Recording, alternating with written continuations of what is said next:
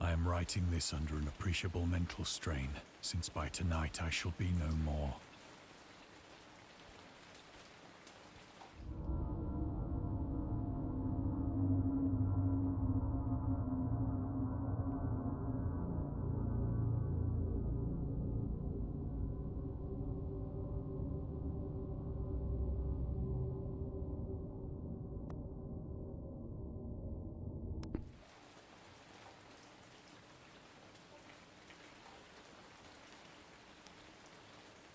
Penniless, and at the end of my supply of the drug which alone makes life endurable, I can bear the torture no longer, and shall cast myself from this garret window into the squalid street below.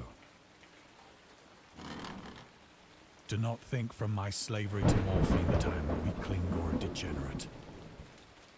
When you have read these hastily scrawled pages, you may guess, though never fully realize, why it is that I must have forgetfulness or death.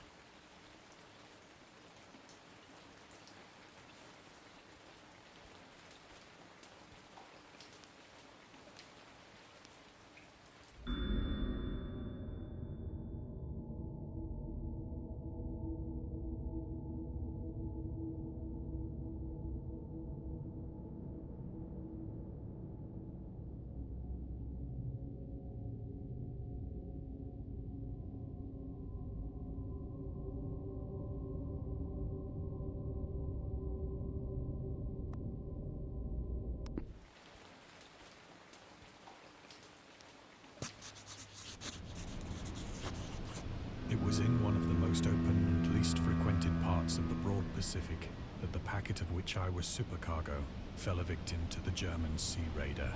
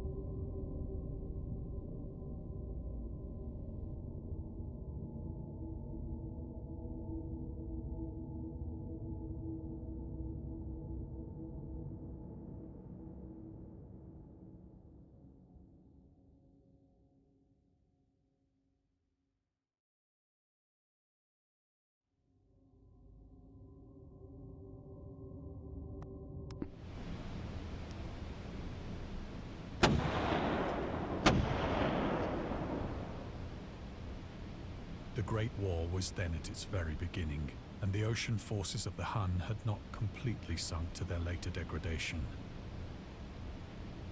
So that our vessel was made a legitimate prize, whilst we of her crew were treated with all the fairness and consideration due us.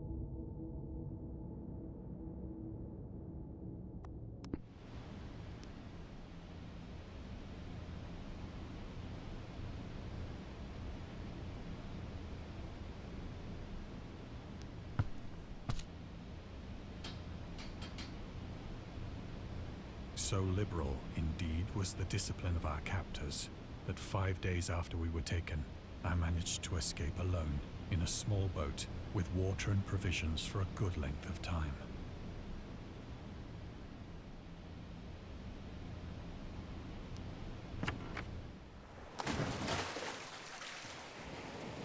When I finally found myself adrift and free, I had but little idea of my surroundings. Never a competent navigator, I could only guess vaguely by the sun and stars that I was somewhat south of the equator. Of the longitude, I knew nothing, and no island or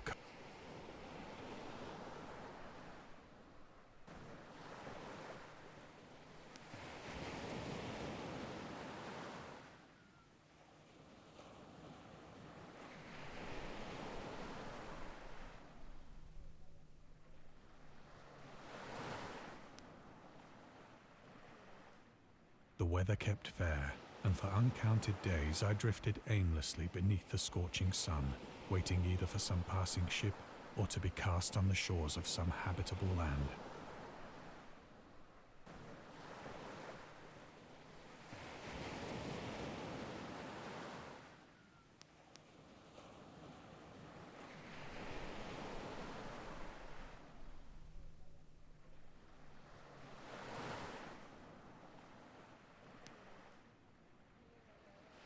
But neither ship nor land appeared, and I began to despair in my solitude upon the heaving vastness of unbroken blue.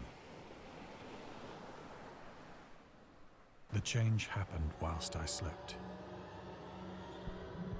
Its details I shall never know. For my slumber, though troubled and dream-infested,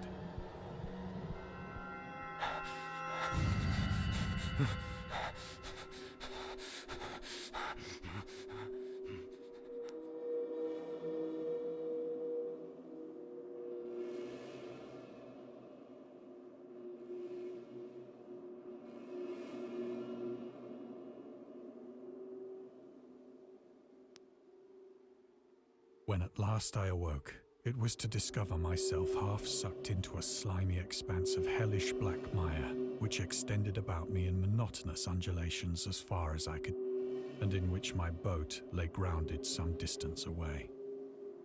Though one might well imagine that my first sensation would be of wonder at so prodigious and unexpected a transformation of scenery, I was in reality more horrified than astonished.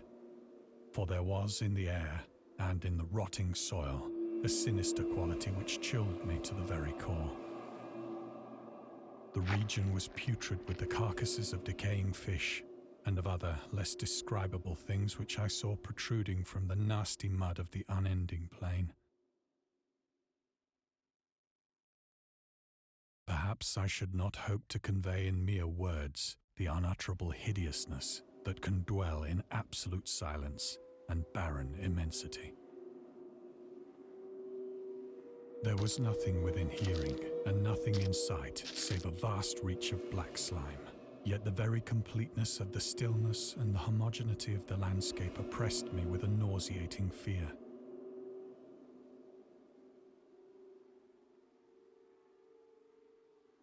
The sun was blazing down from a sky which seemed to me almost black in its cloudless cruelty, as though reflecting the inky marsh beneath my feet.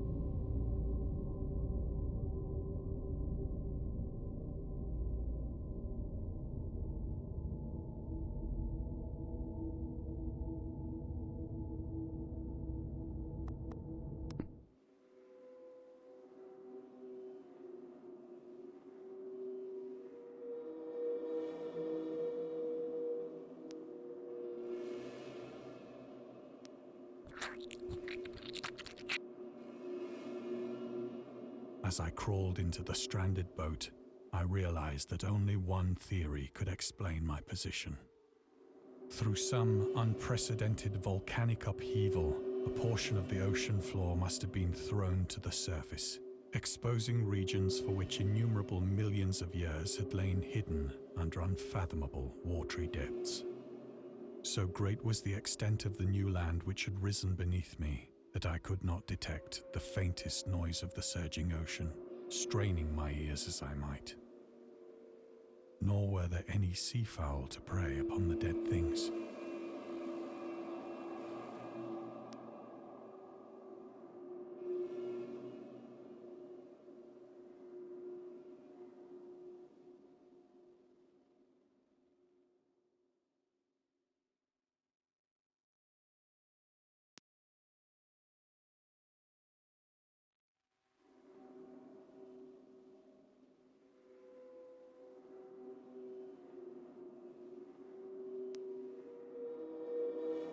For several hours I sat thinking or brooding in the boat, which lay upon its side and afforded a slight shade as the sun moved across the heavens.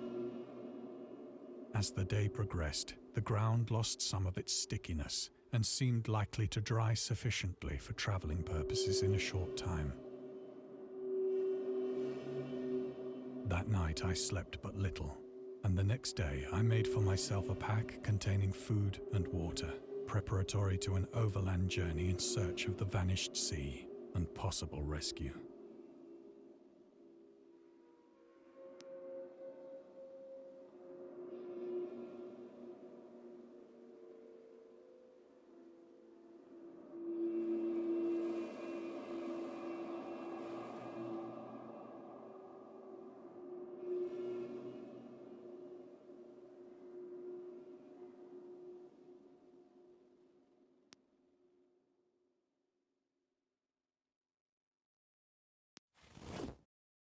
On the third morning, I found the soil dry enough to walk upon with ease.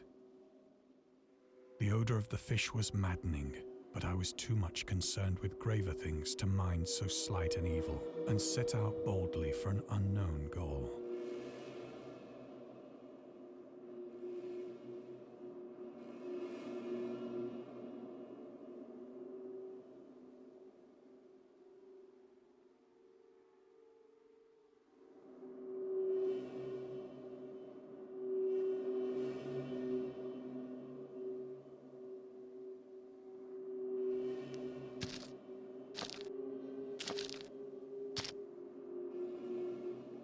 All day I forged steadily westward, guided by a faraway hummock which rose higher than any other elevation on the rolling desert.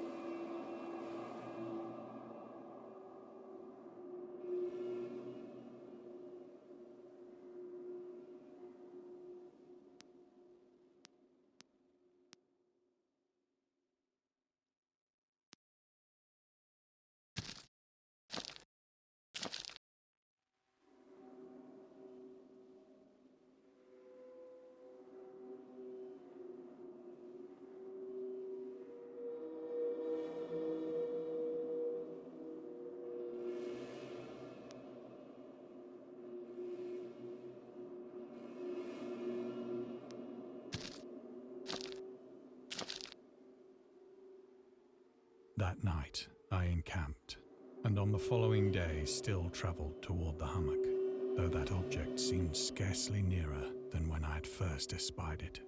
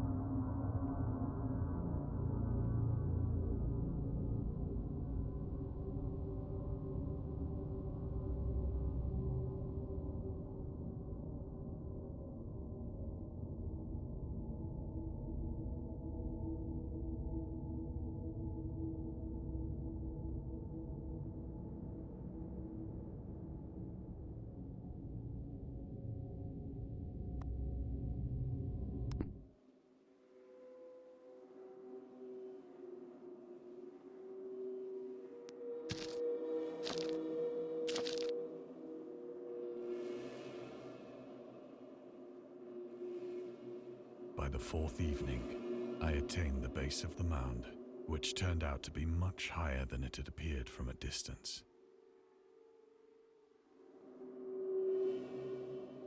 An intervening valley setting it out in sharper relief from the general surface. Too weary to ascend, I slept in the shadow. I know not why my dreams were so wild that night, but ere the waning and fantastically gibbous moon had risen far above the eastern plain, I was awake in a cold perspiration, determined to sleep no more. Such visions as I had experienced were too much for me to endure again, and in the glow of the moon I saw how unwise I had been to travel by day. Without the glare of the parching sun, my journey would have cost me less energy. Indeed, I now felt quite able to perform the ascent which had deterred me at sunset. Picking up my pack, I started for the crest of the eminence.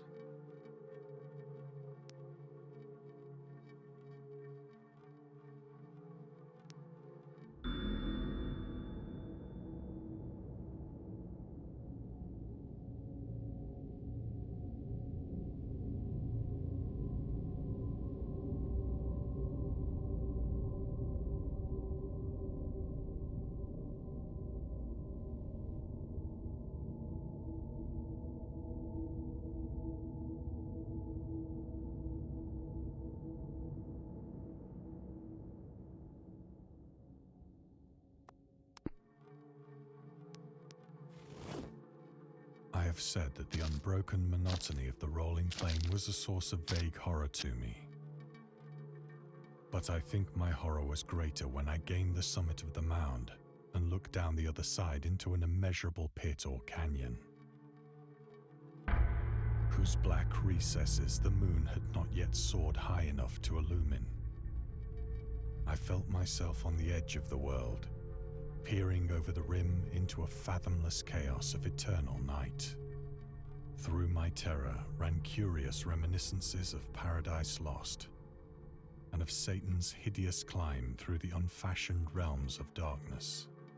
As the moon climbed higher in the sky, I began to see that the slopes of the valley were not quite so perpendicular.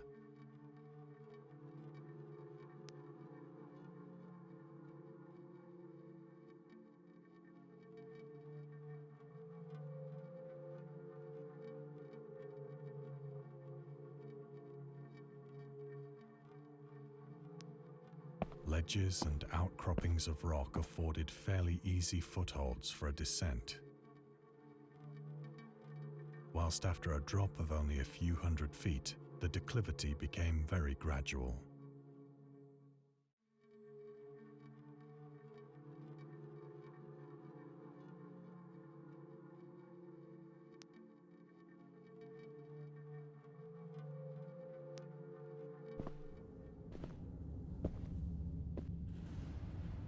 Urged on by an impulse which I cannot definitely analyze, I scrambled with difficulty down the rocks and stood on the gentler slope beneath, gazing into the Stygian deeps where no light had yet penetrated. All at once, my attention was captured by a vast and singular object on the opposite slope, which rose steeply about 100 yards ahead of me. An object that gleamed whitely in the newly bestowed rays of the ascending moon.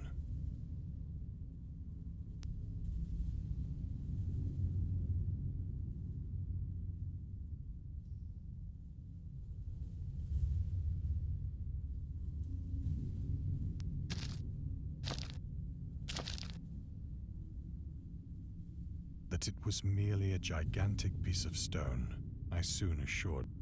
But I was conscious of a distinct impression that its contour and position were not altogether the work of nature. A closer scrutiny filled me with sensations I cannot express.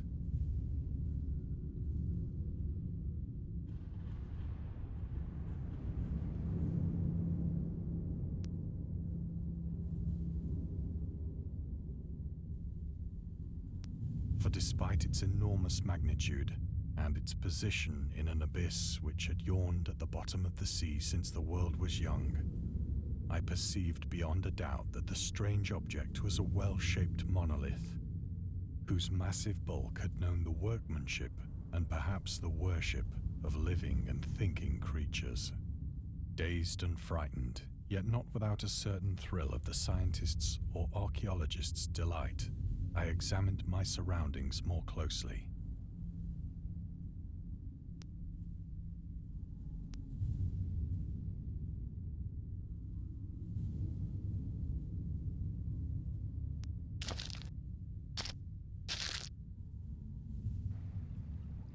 The moon, now near the zenith, shone weirdly and vividly above the towering steeps that hemmed in the chasm, and revealed the fact that a far-flung body of water flowed at the bottom, winding out of sight in both directions, and all across the chasm, the wavelets washed the base of the cyclopean monolith, on whose surface I could now trace both inscriptions and crude sculptures.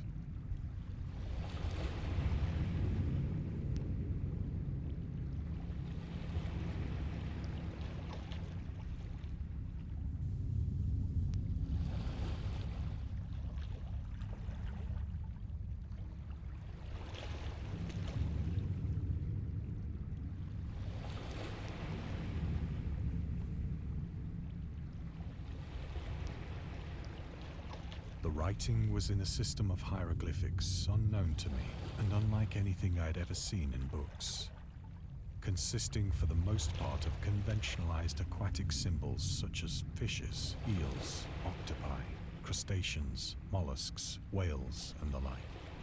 Several characters obviously represented marine things which are unknown to the modern world, but whose decomposing forms I had observed on the ocean-risen plain. It was the pictorial carving, however, that did much.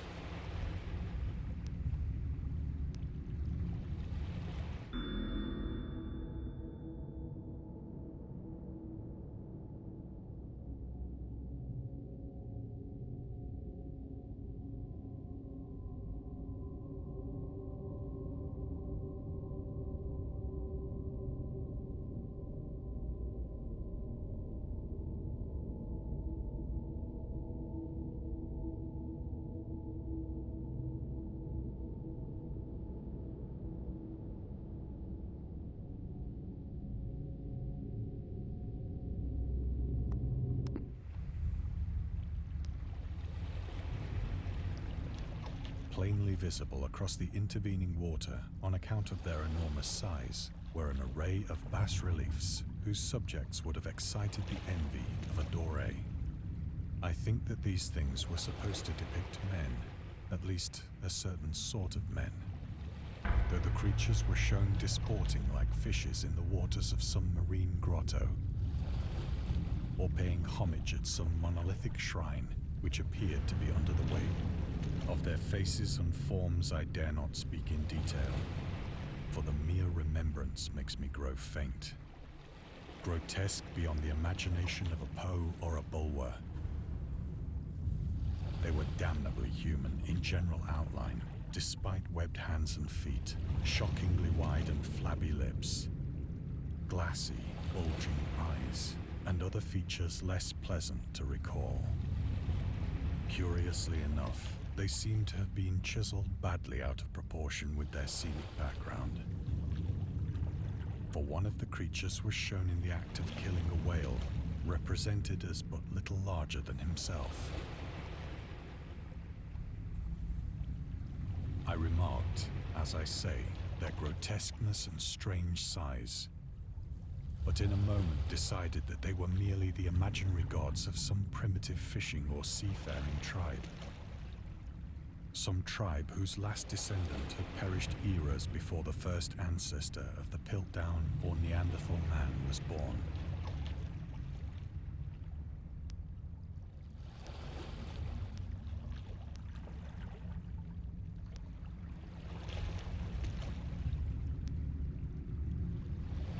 Awestruck at this unexpected glimpse into a past beyond the conception of the most daring anthropologist, I stood musing whilst the moon cast queer reflections on the silent channel before me.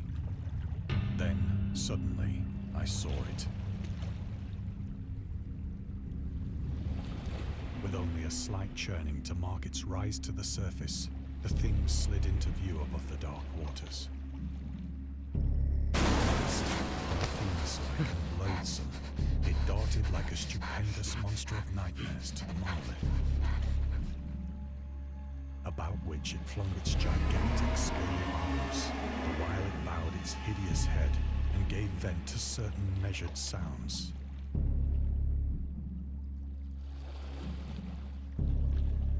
I think I went mad then. Of my frantic ascent of the sloping cliff and of my delirious journey back to the stranded boat, I remember little.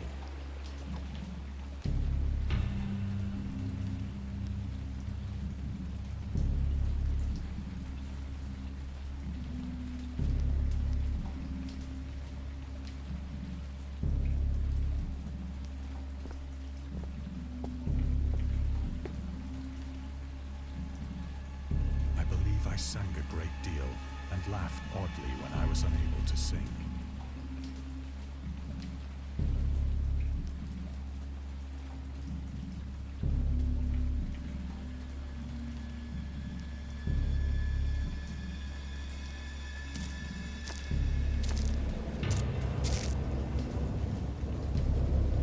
I have indistinct recollections of a great storm sometime after I reached the boat.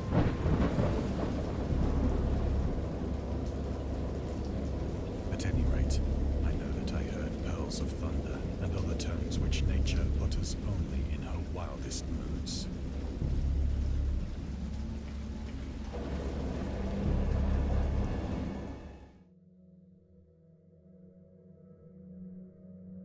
When I came out of the shadows, I was in a San Francisco hospital. Brought thither by the captain of the American ship which had picked up my boat in mid-ocean.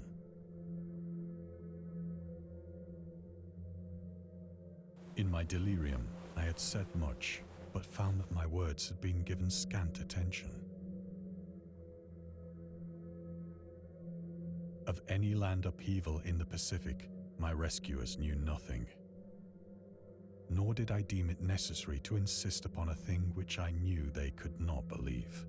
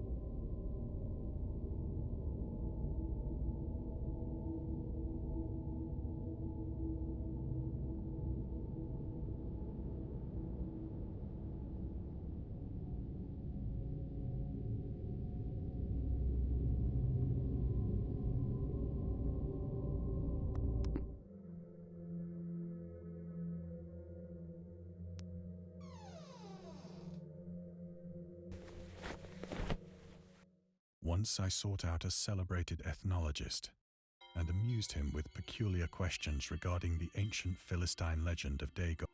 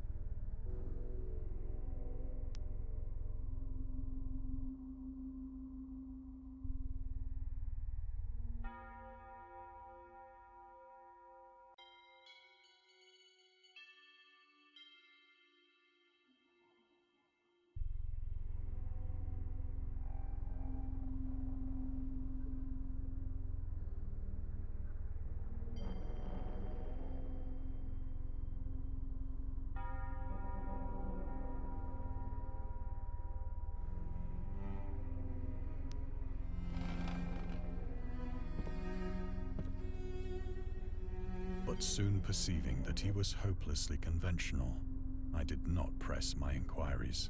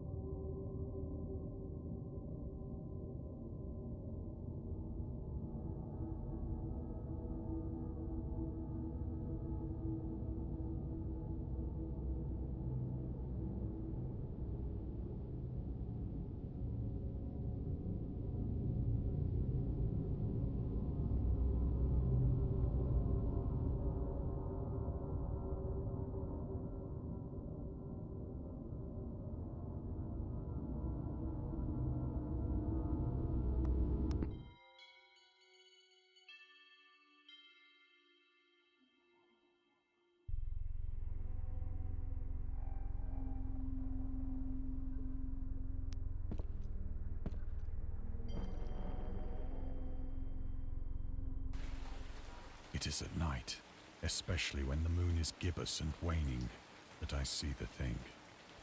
I tried morphine, but the drug has given only transient surcease and has drawn me into its clutches as a hopeless slave. So now I am to end it all, having written a full account for the information or the contemptuous amusement of my fellow men.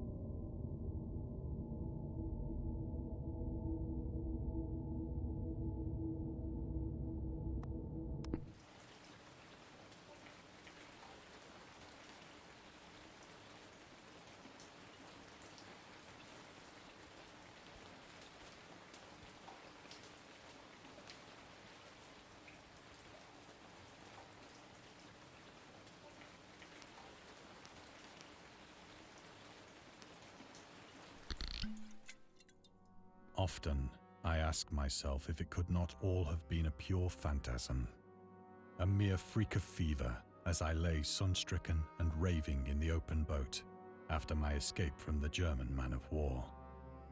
This I ask myself, but ever does there come before me a hideously vivid vision in reply. I cannot think of the deep sea without shuddering at the nameless things that may at this very moment be crawling and floundering on its slimy bed, worshipping their ancient stone idols and carving their own detestable likenesses on submarine obelisks of water-soaked granite. I dream of a day when they may rise above the billows to drag down into their reeking talons the remnants of puny, war-exhausted mankind. Of a day when the land shall sink and the dark ocean shall ascend amidst universal pandemonium.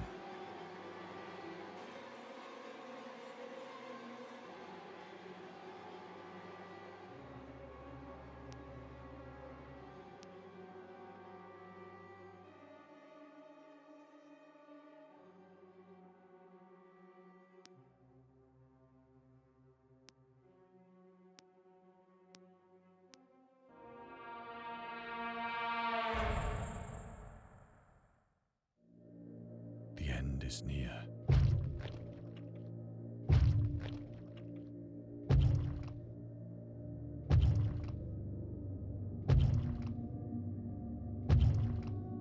I hear a noise at the door, as of some immense slippery body lumbering against it.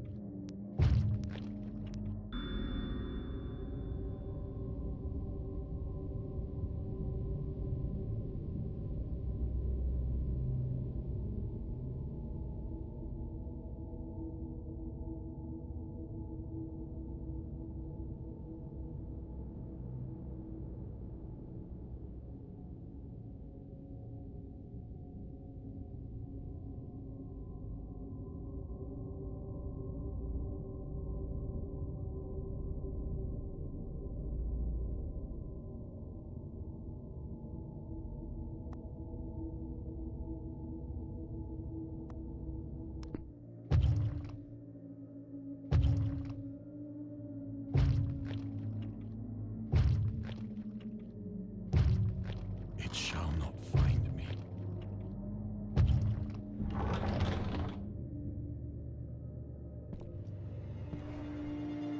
God, that hand!